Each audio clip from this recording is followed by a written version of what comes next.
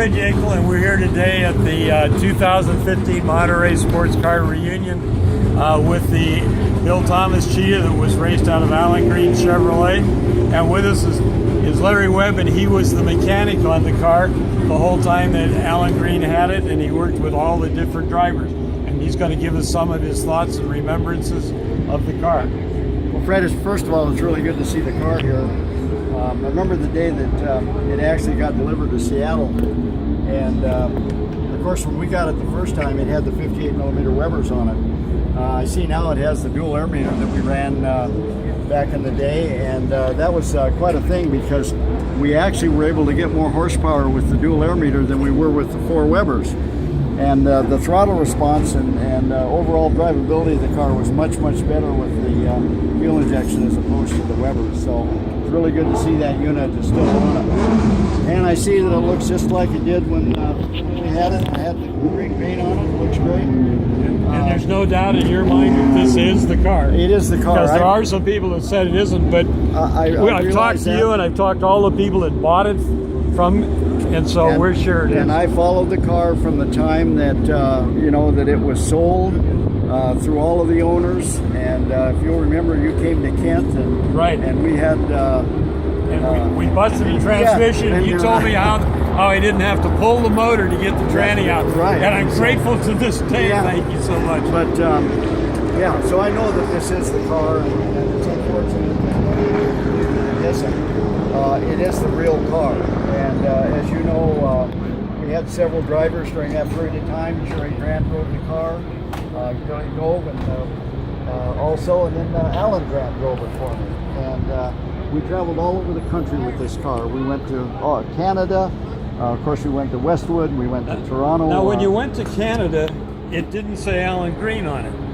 It said Citation Motors. It did. We ran up Citation Motors. Was a specialty car dealer in Toronto, and very kindly offered to sponsor us if we bring the car back there. And so that was a plus. Alan talked to the owner there, and they made a deal, and so they paid all our expenses, put us up in Mosport, and a real pleasure running back there and running the car at that time. So. Now, the first fellow that drove it, his name was Don Jensen. Don Jensen, right. And Don filled in for us down at Riverside. The funny part about it was, of course, we didn't know it was one of these hot days, and Don came in and he was absolutely wiped out because of the heat in the car. So if you'll look on the roof, as you know, there are a couple of vents there. Well, those vents were added. We added those vents to the car simply to let the hot air out and try to get some fresh air in it. So that's even then it's hotter than hell. Even that, yeah, right, for sure. We know that. So. And you drove it yourself 2 or 3 times. I drove it myself. I drove it in 1965. Had a lot of fun with it.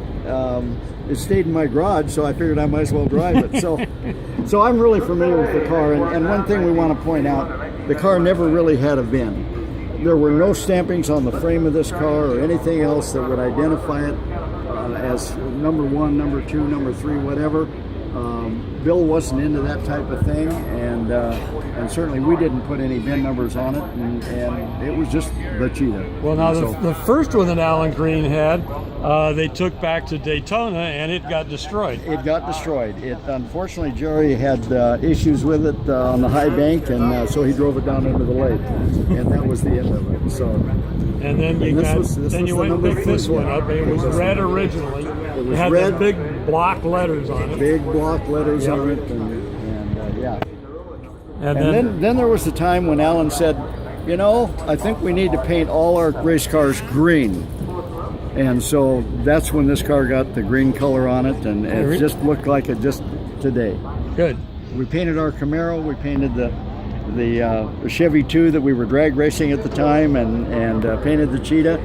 And now you took this to the drags one time, right? I did, and at that time they had a drag strip down in Creola portion. Okay.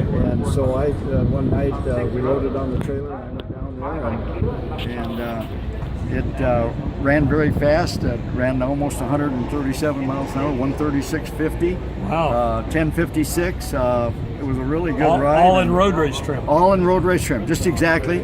In fact, we took it off. I think we had raced it a week or two before, and we took it down there just exactly like it was. And so, yeah, that was a fun trip for me down that quarter mile. So, but yeah, really. I good would to see. imagine it hooked up real good in the quarter mile with all the weight back it there.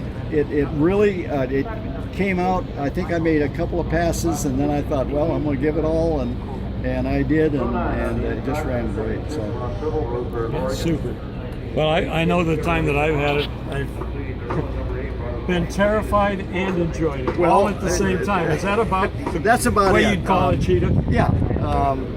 As you know, you've driven it, and we know that it has some characteristics that most race car drivers don't really like, but all in all, it's a great car. It's a wonderful car, and certainly was a very special car for that period of time in history. So if Bill would have been able to complete his original idea, the Cobra would be nothing. So we know that it was much faster than the Cobra. It's lighter and it's got more power. And it's got more power. You got it. And actually, although the brakes aren't disc, between you and I, they're better than people think they are. And I always let everybody think they were junk. Yeah. Duntov, the famous Zora Duntov of Chevrolet, did a study, and they actually found out that drum brakes up to a certain point were actually better than a disc brake. The only thing that, of course, as we know about the drums, is that they don't dissipate the heat fast enough, and they will start to fade. But up to the point of fade, they actually have more stopping ability than a disc brake does. And I know that at least all the Cheetahs that I ever saw, and I think I saw most of them because I was certainly alive during that period of time, not one Cheetah did I ever see that had disc brakes. Well, I was involved with the Dixon Cadillac car because, I mean, that car was run by the owner of the dealership and his used car manager who had no experience at all. And I had been running a solid axle Corvette, and our family dealt with that with Dixon Cadillac, and I helped them. And I know the whole time they had it, they had drum brakes. And I drove it one time in Willow Springs, had drum brakes, and a fellow by the name of David Pinju, who lives in Las Vegas, which is where the Dixon car went to, he said that he put disc brakes on the front in 1968. And I have no reason to not believe him. But